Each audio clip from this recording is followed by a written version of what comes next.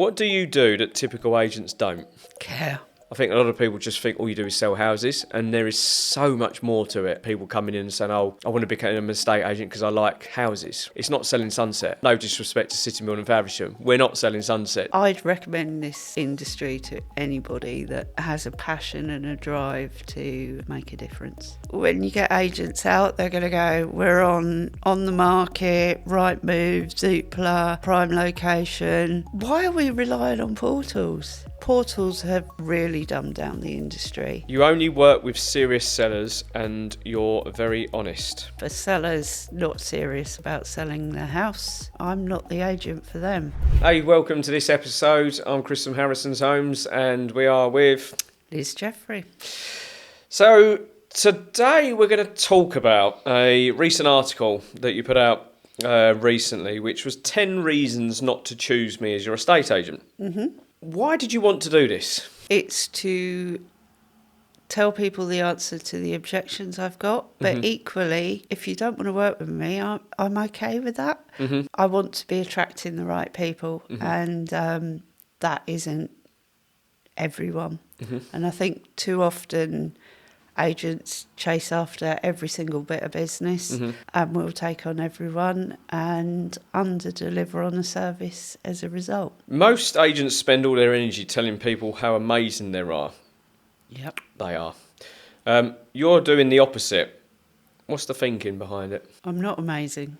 I'm not perfect, but I care. And when you have 2 agents or 3 agents all going out to the same seller, all saying the same things, how do you choose which agent's best to sell your house? Quite often it comes down to fee because they've been given no other value. They've not been told there's an alternative way. So I want to be memorable. So I'm going to put out content that attracts people's attention, and 10 reasons is part of that. Before we start to read them out, which one do you think will trigger people the most? You give low valuations, probably. So let's go to number 1 first of all. So you're not really a Faversham estate agent. I'm born and bred Faversham. I live in Faversham. I created Faversham Monopoly. I have a market stall on Faversham Market and events. My kids go to school in Faversham. My parents and my grandparents and my great-grandparents and my great-great-grandparents went to school in Faversham. Yeah, I'm pretty much Faversham. Why do you think we are asking that question? Or why are you putting that out there first of all? Because in the early days when I came back to estate agency, even though I'd run an estate agency in Faversham, I was working with Harrisons because I think you're the best of the best. And Harrisons have a high street shop in Sittingbourne, and that is deemed not Faversham, so you don't have local knowledge, even though you do. So, yeah, in fact, quite a few sellers, when they were told that, laughed and said, she made Faversham Monopoly. I think it's, for me, again, I think my view on this is going back to when I first went into the industry, which is 2004. And I feel, my opinion on this is, if I go back to then, there always used to be this independence against corporates. So the corporates could offer the coverage, because I've got an office here. We're going to be able to promote your property more than anybody else. And the independents always had the personal service. That's how I always used to, in simple terms, this is how I used to sort of see it back in 2004. And then the internet came along. And I think that was a massive game changer for me, was where you can't say now that I've got offices here, there and everywhere, because generally most people are all on Rightmove and Zoopla and on the market and everything else. So the independence then, it just gave us a little bit of a level playing field. Yeah. And I think maybe this comment is coming from maybe some old school estate agents going back 20 odd years ago. It's lazy estate agency. Again. With the rise of self-employed agents, they're not on the high street, but some of them are doing phenomenally well. You don't need a shop. What frustrates me, if I had a shop in Faversham, it wouldn't be filled with properties and that are for sale. It would be a shop window that makes people want to come in and engage with me. The minute you put properties in the window, you're putting a barrier up between the people. Mm-hmm. What's the point of that? You know, I love what we do in Sittingbourne with our shop window. There's no properties. We've got a beautiful painting on there at the moment. We've got a stunning one. Something that makes people smile and engage and remember Harrison's. I think, as I said, the I like being different anyway. So I don't like to be the status quo with window cards and that. That's just, for me, it's old hat. But I feel the key thing when you're talking about people and property, I think the key thing for me is you want people to come in and have a chat with you. And I think there is this view of estate agents that they're just going to be bombarded by them. Yeah, I mean, how many people do we have come in for a chat? Yeah, it's amazed lovely. me that it seems to have gone round in a circle where, as before, don't get me wrong, there was a lot of people that didn't tend to come in because it was all internet-based. But I think there was a bit of a change around COVID sort of time, so 2020, 2021, and I think there wasn't so many people coming in. But you said to me the other day, didn't you, there seems to be this influx of people coming in. So maybe it's a case of people, I don't know, what do you think it is? Do you think that, I can speculate, is it a little bit more trust in the company that who we are, or? I think, again, you know, the fact we've got the painting on the window, when the window's clean, we have quite a few people just stick their head round the door and go, when are you doing the next painting? It's more inviting, seeing a load of people sat around at their desks working. But, you know, that's an office. Doing things like the Halloween trail and letters to Santa, it brings people through the door, and they're more likely to remember you when they do need to move. Yeah. It's frustrating because I think that, unfortunately, from our side of things, the high street doesn't actually offer that much. But again, that's a separate topic. So number 2, you're not on Zoopla. No. And I think this is another sales tactic, isn't it? Is like, we're not on there, but go on. Yeah, again, when you get agents out, they're going to go, we're on the market, Rightmove, Zoopla, prime location, I don't know, Gumtree. Like, why are we relying on portals? I think it's the only strategy that most agent has, though. I think this is it. Just stick it online and wait for the call. And I think it's judgmental towards the seller as well, because I'm not sure that many sellers care how many portals you're on. They want the best coverage. They want the best marketing. The big one is Rightmove, which everyone cares about. But I think portals have, in my opinion, really dumbed down the industry. I remember when portals came in, every agent was saying, won't work in our business. People need to buy the newspapers to see properties. And what we've done is replace the newspapers with the portals, and we've just come one step back further away from actually dealing with the people, which is what buying and selling a house is all about. So quickly, obviously, piggybacking off of that, I did a bit of research in 2022, and we haven't been on there since. And I looked at all the deals that we had that year, and not one deal came from Zoopla. So for me, it was a case of it's personally pointless, but obviously we wanted to reinvest elsewhere.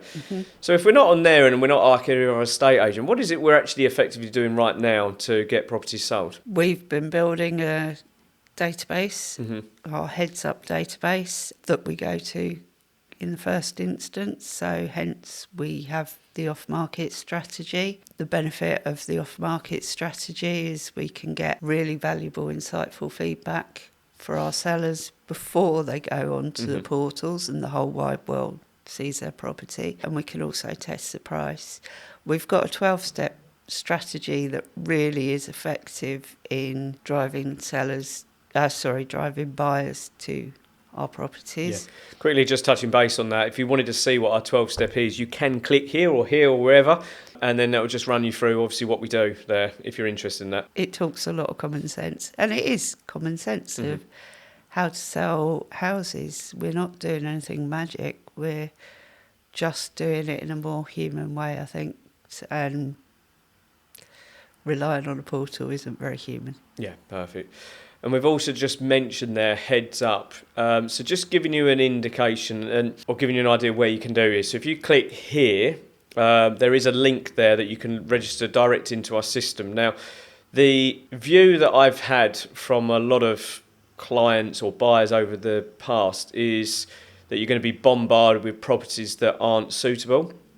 Our system is actually quite unique, so you can actually log in and you can highlight where you want to be. So for instance, if we're just talking Sitting Room, you can highlight where you want to be, i.e. if you want to be within a quarter mile of Fulston Manor School, you will only get properties come to you before it goes to Rightmove or anybody else. There's a 2-week window where we don't put anything online, and that might be extended as well. So there might be properties on our system at this very moment in time that you haven't seen, but you can only see them if you register into our system, and you can only be alerted if you're on our system. So you're not going to be bombarded with a number of flats if you put a house down, which again, I think this is just an issue where agents have fallen short in the past, just through my experience. So click on the link and register in. You could stay there dormant for 2 years and you will be alerted as soon as something comes live. So, sorry, I've gone off tangent there. No worries. As I do. Number 3, you give low valuations. I'm not a valuer. This number that we have to achieve and what our house is worth, we are as a nation obsessed with it. But I need to get across we're not qualified to value a house. The market and the buyer dictates what a house will sell for. My role is to advise the sellers at what price to put it onto the market to get the most people through the door. If you get lots of people through the door doing viewings, you're more likely to create a market and get multiple offers that you can then negotiate and drive that up to a reasonable price. So it's not about putting your house on the market worth X amount it's about putting your house on the market that will create a market for that house to sell in. Yeah. I'm going to quote one I see the other day, and we've got countless stories of this, but there was an agent that I see, wasn't actually in this country actually, but they were saying that their opinion on the price was in the region of 825. The other agent valued it higher at 900.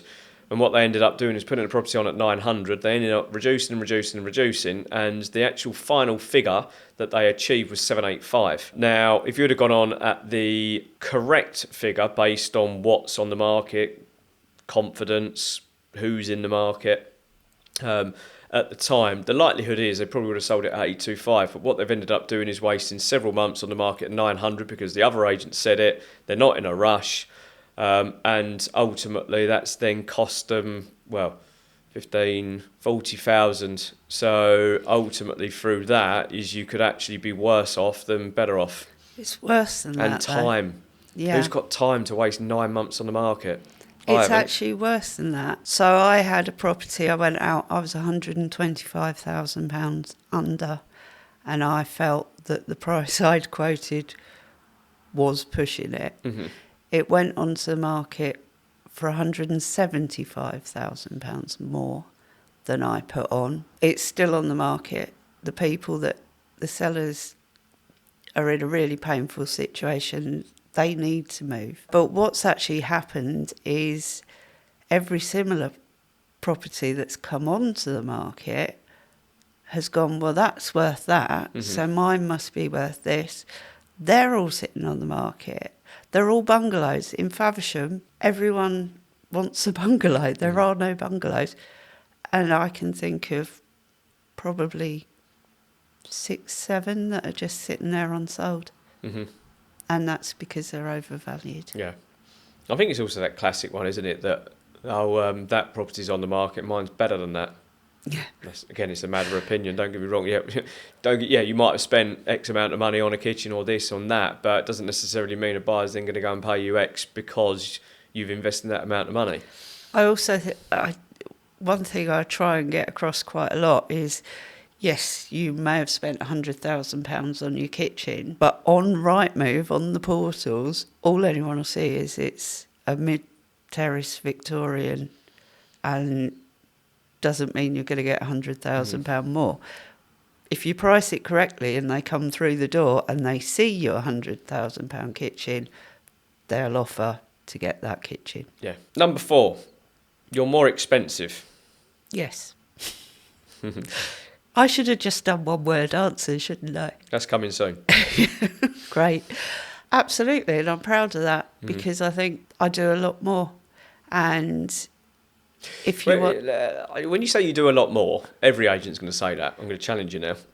I don't just put it on Rightmove. You know, having a strategy, you know, before we put it on the market, I have personalised from start to finish service. So you deal with me, you're not just palmed off onto somebody else, like a junior neg that doesn't understand how the market works. I work with you, I negotiate. You know, I'm a qualified advanced negotiator. I will maximise your sale price. I don't just want to tie up the deal so that my stats look good. I want to get you the maximum price. Secure the sale after it's agreed. You know, that's really, really important. You know, 1 in 3 sales fall through. We have a 94% completion rate, and that's because we've built trust at the point of agreeing the deal. And then seeing through the progression right the way through. So it's a personalised service, it's a professional service, and I don't believe you can do that for a lower fee. I think there's a couple of things in there that I would certainly ask if you're a seller thinking of moving at this very moment in time. You highlighted their advanced negotiation. How many agents can you interview and ask them whether or not they've actually got a qualification in advanced negotiation? When you're thinking about your home is your biggest asset, and you've got, okay, let's not be demeaning, but you use the word junior neg, right? If you've got somebody there that isn't a advanced negotiator and has just come in, they've only been in the industry a year, don't get me wrong, they might be good, but actually, do they actually understand how to negotiate your property? And I think this is the key thing within our industry, that you should be asking that question. And if you've got an agent coming out and then they're using a higher agent, well, there's reasons as to why. But also, again, another tell, like if you're interviewing an agent and they come in and they say to you, by the way, I'm 1.5%, and if you sign today, it's 1.25. How do you think they're going to negotiate your biggest asset? Or, again, they're just coming in straight at a lower figure, or you're challenging them on price and then they reduce their figure? You've got to look at that person negotiating your home is clearly very weak at negotiation. So there's a couple of tips there from me.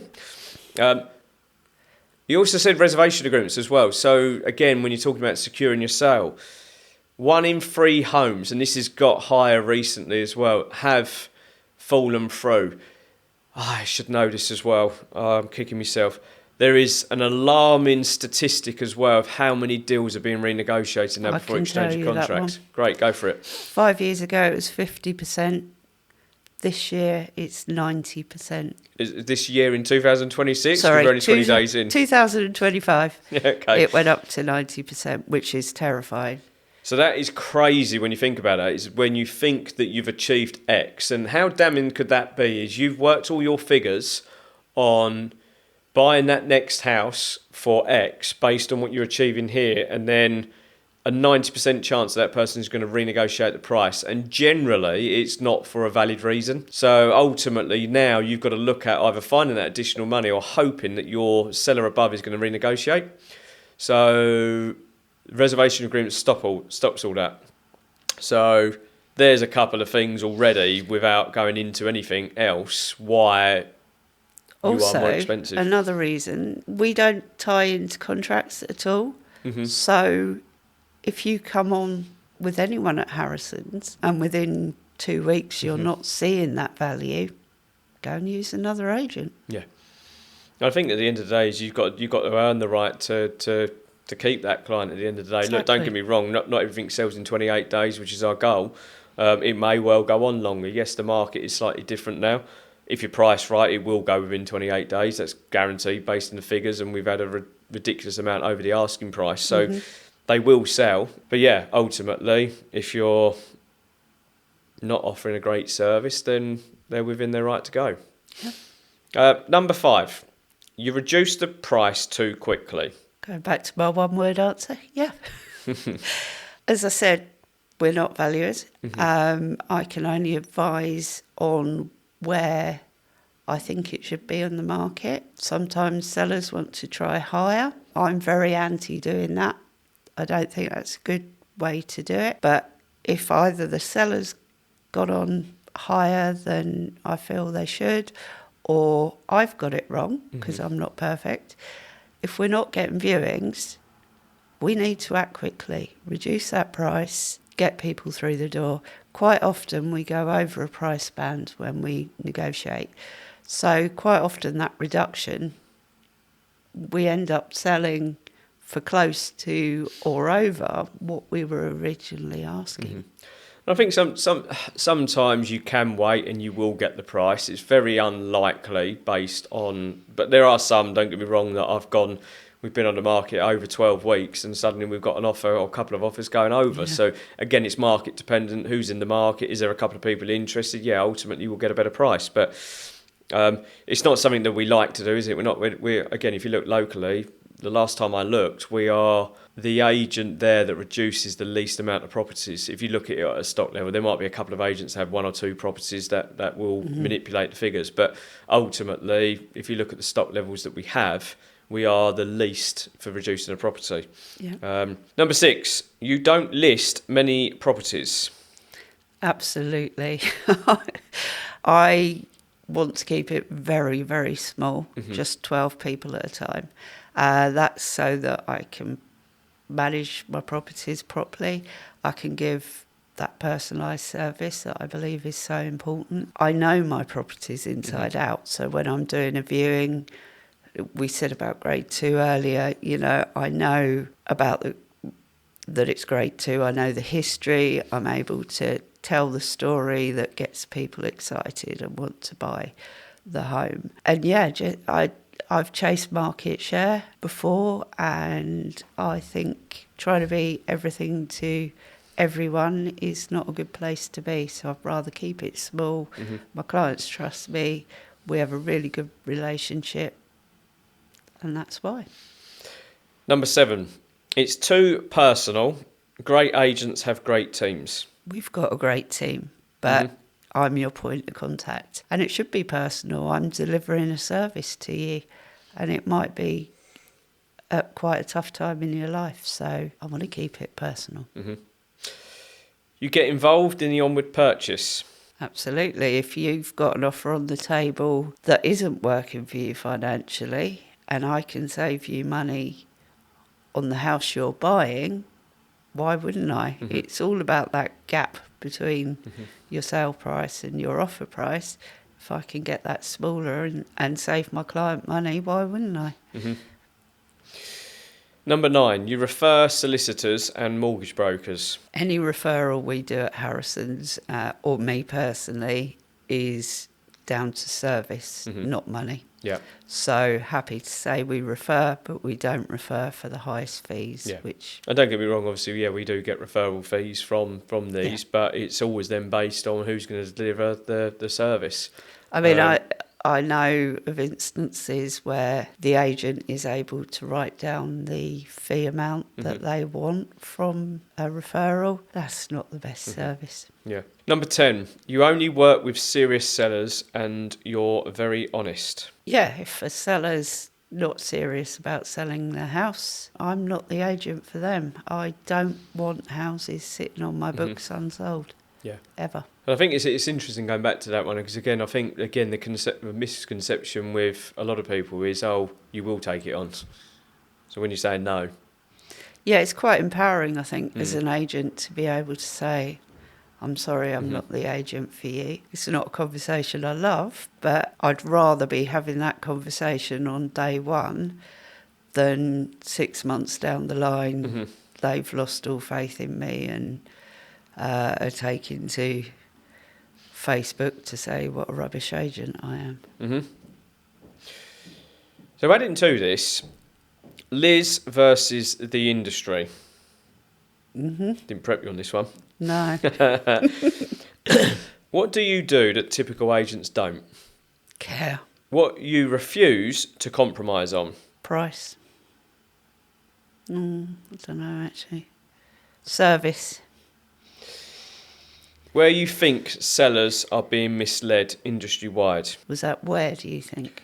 Yeah, where you think sellers are being misled industry-wide. That it's normal to have a contract period. Yeah, I can't disagree with that. So, you did this one last week and it was quite fun. So, these are one-word answers. They're going to be quick fire. I'm feeling under and it's pressure. going to be interesting to see how you come out here. So, right, we're going to go with the first one. Open day or staggered viewings? Staggered viewings. Pricing low to create demand or pricing firm to filter time wasters? Pricing low to create demand because you can filter time wasters.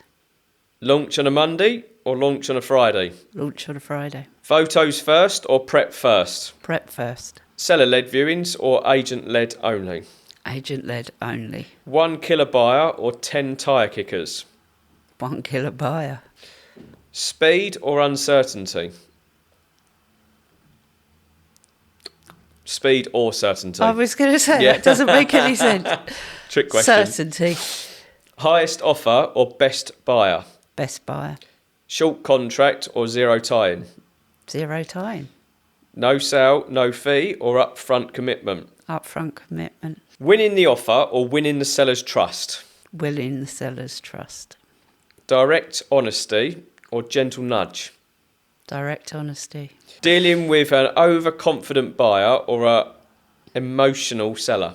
An emotional seller. A buyer who ghosts or a seller who second guesses? A seller who second guesses.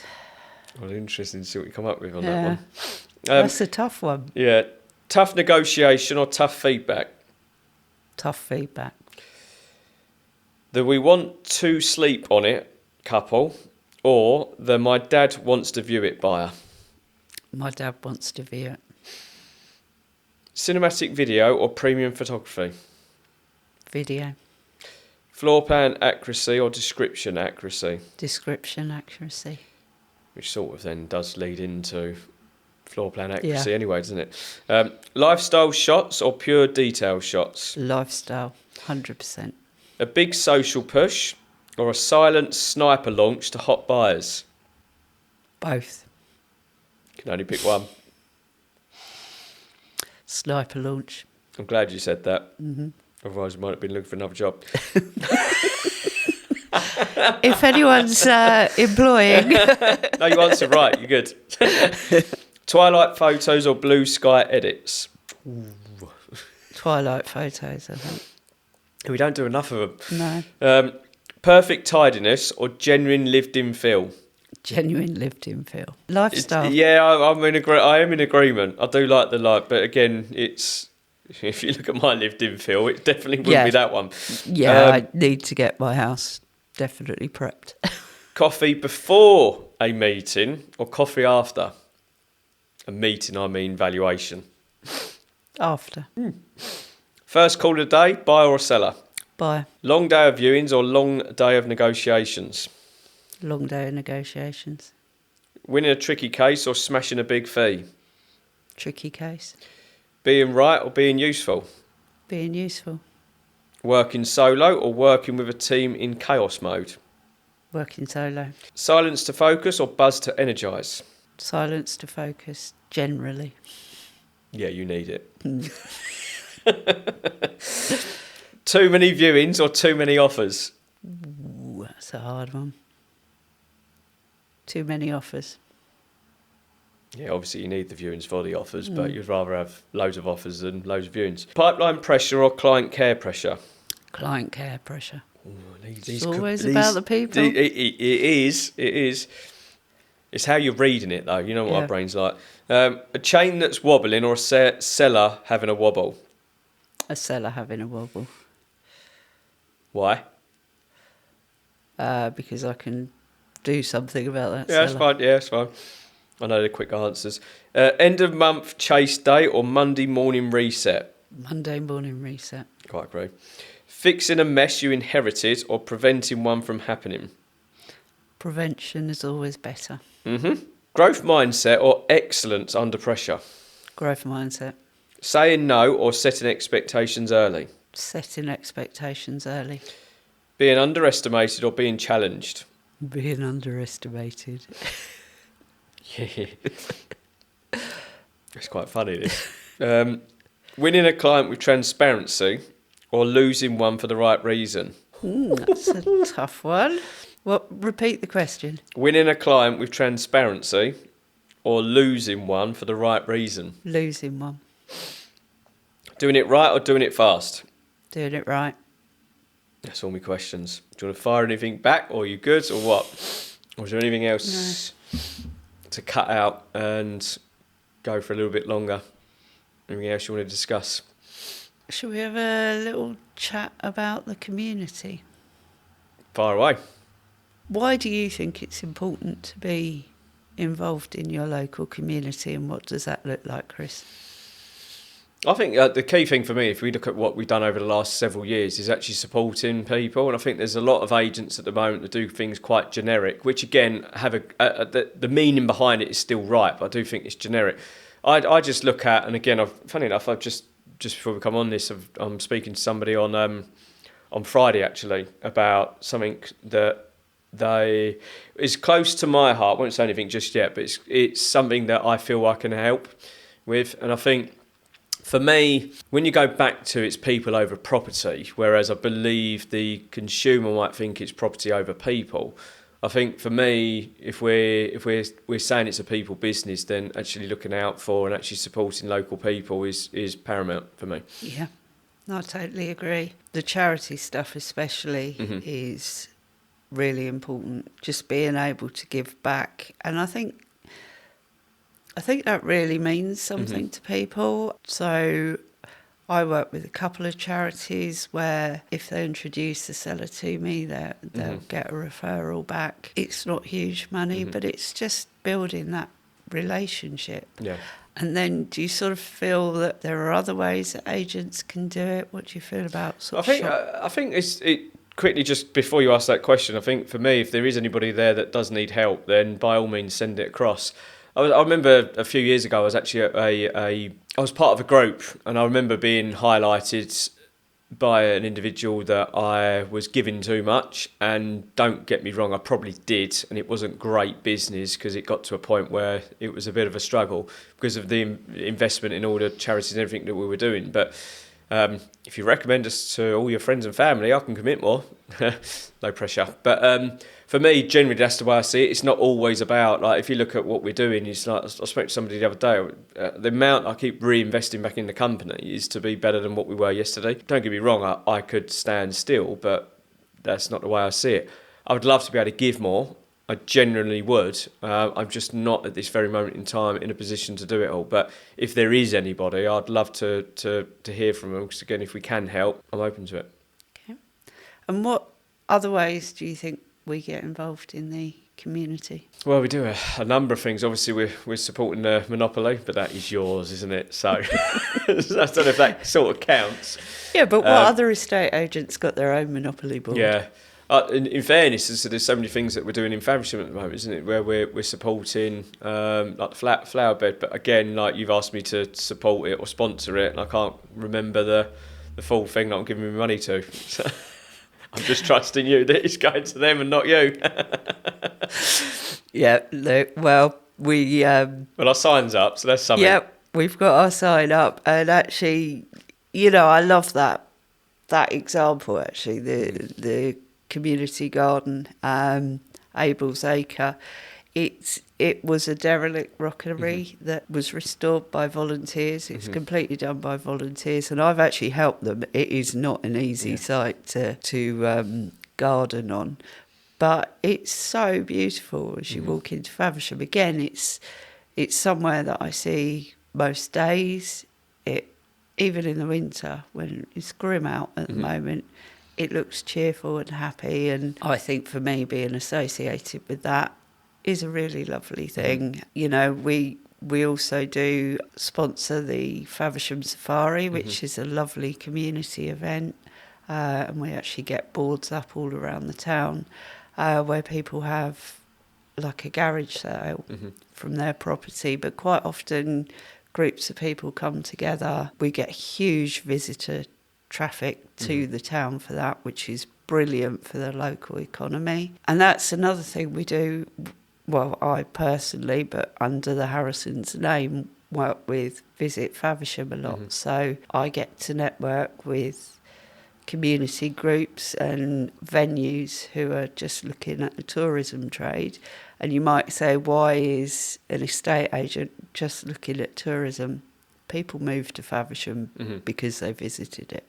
So to be at the front end of that and involved in those community events. Yeah, I think it's going back to it while I'm thinking about it, is obviously the amount of schools. Obviously, we won an award last year for actually supporting young people, and it's just reminded me actually, because I've actually got to go back to a teacher because they want me to come in and actually speak in front of a number of younger people again. And I think for me, it's I always used to get a bit frustrated, and this was a number of years ago where I was interviewing young people, and I don't feel there's enough help and support. That may be incorrect, so I can't actually put that out there as a statement. But from what I've seen with a lot of the younger people, they've got no idea of how to interview, and they just look at it the wrong way. So for me, I went in even just before Christmas, and again, I was told it was quite a chatty, rowdy group, and they were saying to me that it was they were the most engaged that they've been like throughout the whole year.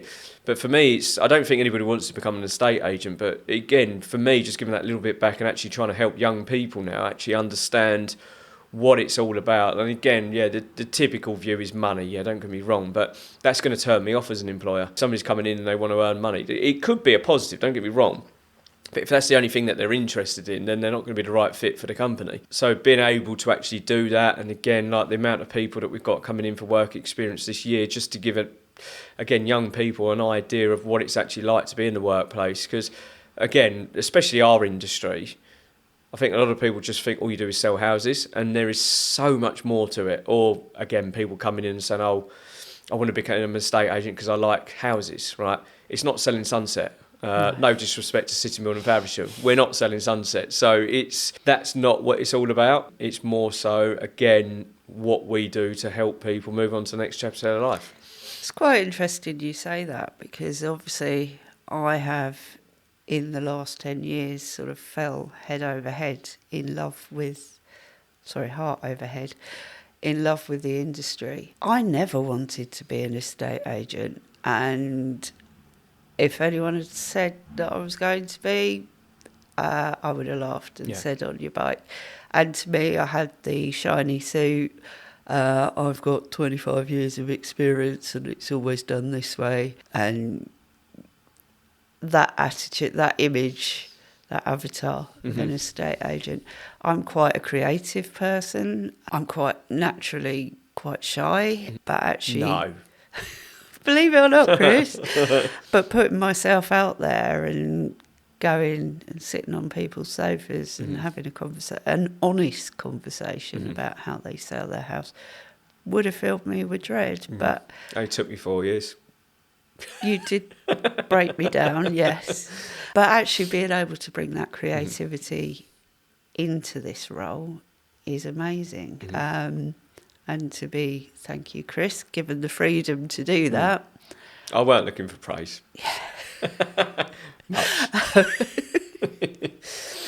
Yeah, I'd recommend this industry to anybody that has a passion and a drive to make a difference in any way. Yeah, I wouldn't recommend it to all people, but again, there's got to be an element of care. It was the word that come to mind for me, personally. Yeah.